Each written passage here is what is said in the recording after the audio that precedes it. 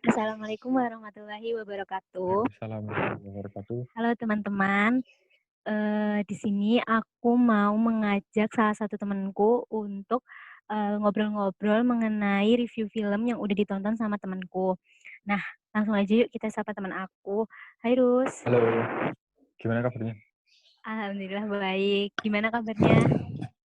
Alhamdulillah baik juga. Boleh kali perkenalan dulu. Oke, gini, perkenalkan, aku Aldi Sahar Rusli. Di sini aku bakalan eh, review film, yaitu film 27 Step of My. Nah, gitu. Sebelum kita nge-review film 27 Step of My, aku mau nanya nih, selama pandemi ini apa sih kegiatan kamu di rumah aja? Kita kan masih di rumah terus dan hitungannya lama banget nih, pasti gabut kan ya? Oh iya, kalau kalau minggu-minggu kemarin sih itu masih sibuk sama uas-uas matkul lain. Terus minggu ini juga ada beberapa matkul yang masih uas. Selain itu banyak diisi sama rebahan di rumah sih. Udah gabut banget ya. Yaudah yuk kita langsung aja nih Iya, nge-review film rebahan dulu. 27 Step of My. Sebenarnya film ini tuh bergenre apa sih, Rus? Jadi film ini bergenre drama, menceritakan tentang kisah hidup seseorang gitu. Oh gitu. Terus untuk sutradara Mm. sama pemeran-pemeran dari film ini itu siapa sih? Apa udah terkenal atau gimana? Kalau sutradaranya sendiri itu Raffi Parwani. Terus ada beberapa aktor sama aktris yang cukup terkenal, banyak membintangi film-film di Indonesia. Seperti sosok ayah itu diperankan oleh ada Raiha Hanum, terus Aryo Bayu, sama sosok ayah itu tadi diperankan oleh Lukman Sardi.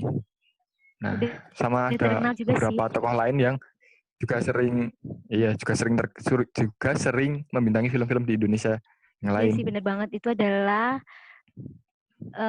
artis-artis serta aktor-aktor yang emang udah nggak jarang ada di dunia perfilman Indonesia. Berhubung nih aku Iya, di sini belum bisa pernah itu. nonton filmnya ya. Mungkin bisa Iya. kali diceritain sinopsis alur dari film ini biar aku juga nggak penasaran. Oke, gini. Ini ceritanya sederhana aja ya. Jadi film ini bercerita tentang seorang gadis yang hanya tinggal bersama ayahnya.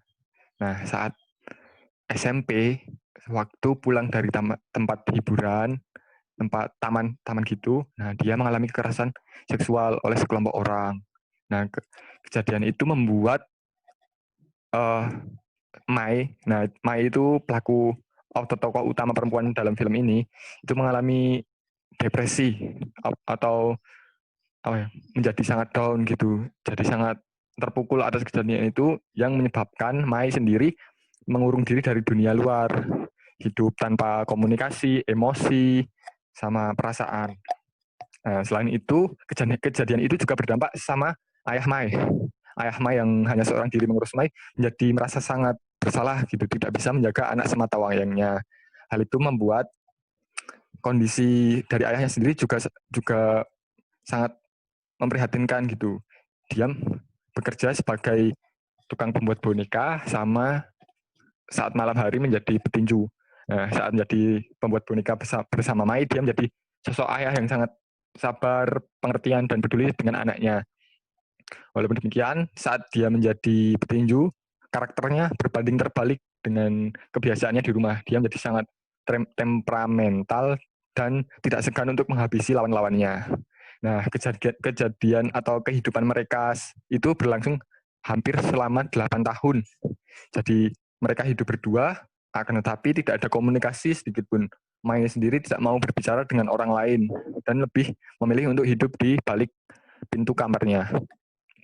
Kehidupan mereka mulai berubah ketika Mai sendiri bertemu dengan seseorang pesulap. Nah, pesulap itu orang yang baru saja pindah ke sebelah rumahnya.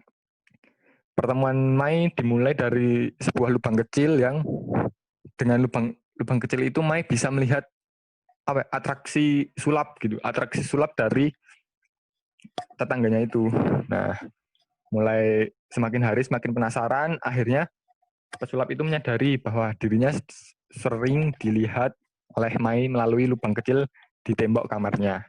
Nah, dari situ Mai mulai memberanikan diri untuk berinteraksi dengan si pesulap, terus tumbuh rasa penasaran dari Mai yang akhirnya sedikit demi sedikit membantu Mai untuk bisa mengingat kembali masa lalunya dan mulai bisa apa ya, berbagi cerita dengan orang lain yang membuat dia sedikit demi sedikit bisa terbebas dari kehidupan yang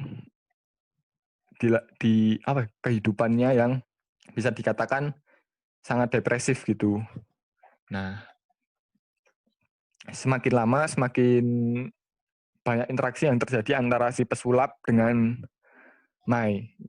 Terus banyak perubahan-perubahan yang terjadi di diri Mai dan akhirnya Mai bisa mengikhlaskan atau bisa menerima keadaan dan mulai hidup seperti biasa lagi karena bantuan dari si pesulap itu. Nah, kayak gitu sih kayak alur ceritanya. Menarik sih, karena kayak cerita ini menurutku sesuai banget gak sih kayak yang ada di kehidupan sehari-hari kita. Banyak banget gitu loh kayak perempuan yang mungkin masih di bawah umur itu mendapatkan perlakuan pelecehan seksual seperti yang dialami Mai itu. Iya sih, walaupun Kayak kayak film, walaupun kayak film ini seperti film depresif atau ada unsur-unsur membuat down orang gitu, tapi ini tuh kayak ada pelajaran-pelajaran yang tersirat di cerita-cerita yang dibawakan para tokoh dalam film ini. Dan emang mungkin kelebihan dari film ini juga emang bener-bener nyata kan di sekeliling kita, kayak bener-bener relate banget dengan kehidupan kita gitu loh. Nah, kan tadi udah kamu jelasin nih, mengenai sinopsis alurnya. Dan tadi juga kita udah sedikit menyinggung kelebihan dari film ini. Mungkin ada nggak sih kelebihan lain dari film ini, mungkin dari para aktor atau aktrisnya, atau dari pengambilan gambar dan lain sebagainya? Ada lagi nggak kira-kira? Kalau menurutku sih itu dari acting para aktor sama aktrisnya itu keren banget menurutku. Kayak gimana ya?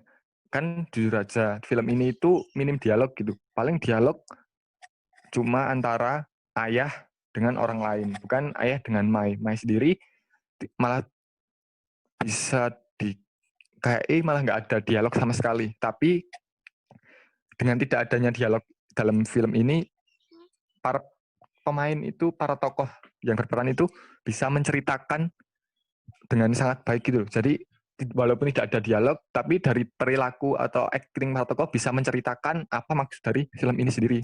Nah, selain itu, film ini juga sudah banyak mendapatkan penghargaan baik dari dalam negeri maupun luar negeri. Yang aku tahu sendiri sih kemarin baru saja mendapatkan penghargaan. Oh, itu Lukman Sardi menjadi aktor terbaik se-Asia Tenggara yang berkat aktingnya sebagai ayah dalam film ini versi festival film internasional gitulah di Malaysia. Selain itu juga film ini juga pernah diputar di beberapa festival film di seluruh dunia. Itu sih menurutku. Keren juga ya ternyata. Udah ada prestasinya juga sih. Terus kan tadi kamu bilang nih bahwa di film ini tuh minim dialog.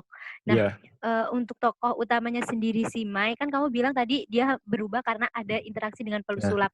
Apakah interaksi dengan pesulapnya ini dalam bentuk dialog atau emang cuma tingkah laku? Nah, jadi interaksinya itu seperti kayak gimana?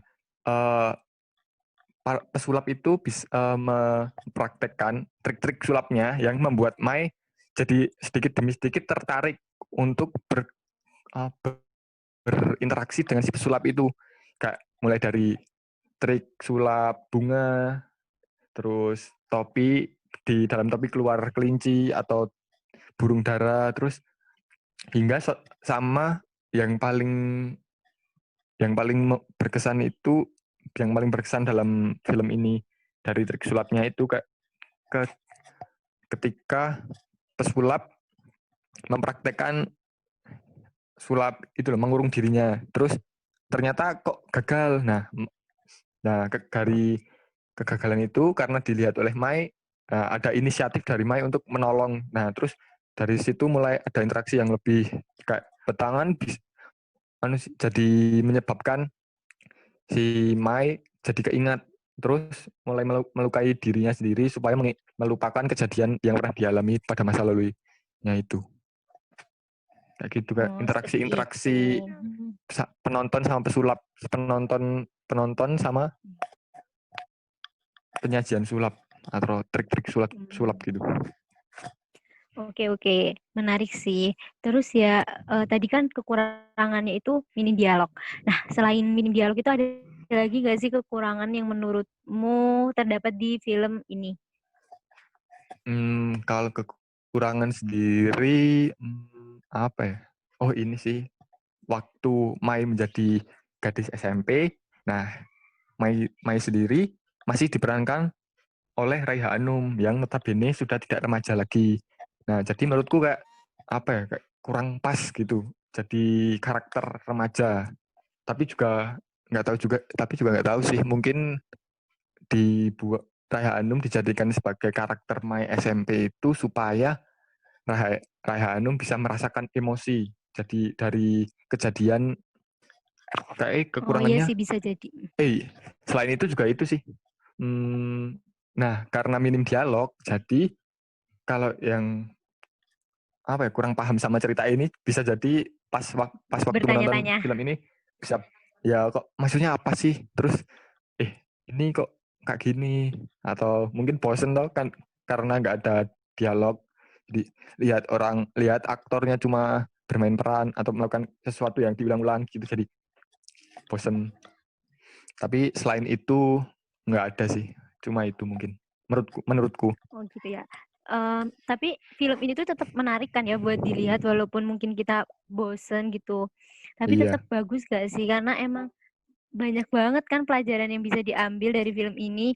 Mungkin Rusli bisa sih ngejelasin apa aja pelajaran yang kira-kira nih bisa didapat dari film 27 Step of My ini. Oke, kalau dari aku sendiri ya, pelajaran yang bisa aku ambil, jadi kita itu harus terus berjuang dan merelakan apa yang sudah terjadi. Berdamai dengan keadaan supaya kita bisa hidup lebih baik di kemudian hari. Ya, kayak gitu.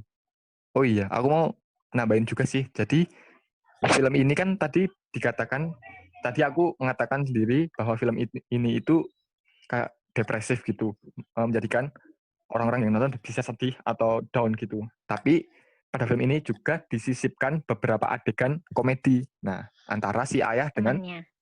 si temennya yang Oh. berprofesi sebagai orang yang sering mengambil boneka buatan ayahnya Mai. Nah, kayak gitu.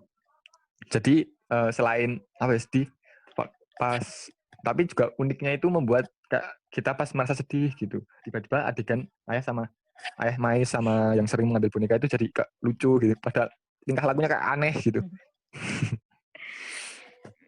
Terus nih, kan aku emang belum pernah menonton film ini nih sebelumnya, tapi kan tadi kamu udah sempat menjelaskan alur, kelebihan dan kekurangan serta pelajaran yang dapat diambil. Ya, Aku pribadi sih menyimpulkan kayak berarti film ini tuh emang cocok buat semua kalangan ya, karena kayak semua kalangan itu bisa mengambil sisi positif dari film ini. Misalnya anak perempuan bisa ngajarin tuh gimana caranya biar kita bisa lebih menjaga diri.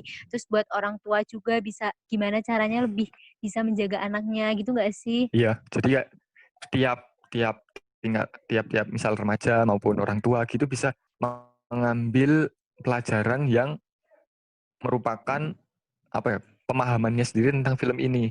Jadi pelajaran yang kita ambil itu bisa berbeda-beda tergantung kita memahami film ini, dan pembelajarannya pun cukup apa ya, kayak cukup berpengaruh sih Kak, karena kejadiannya sekan kejadian yang bisa dialami di kehidupan nyata kayak gitu. Benar-benar, benar banget. Gak kerasa sih kita udah ngobrol sedikit banyak mengenai film Iya. ini. Udah mau di akhir nih tiba-tiba. Mungkin dari Rusli nih ada yang mau disampaikan nggak buat aku ataupun buat teman-teman di luar sana atau buat diri Rusli sendiri sebelum kita tutup nih perbincangan kali ini. Oke. Jadi aku cuma pengen pesan buat teman-teman, pada masa pandemi ini kita harus tetap kuat, tetap solid dan bekerja sama supaya kita bisa menghadapinya dengan mudah, dengan pandemi dengan aman, supaya di hari-hari berikutnya di hari-hari esok kita bisa menjalani kehidupan secara normal lagi. Nah, kayak gitu.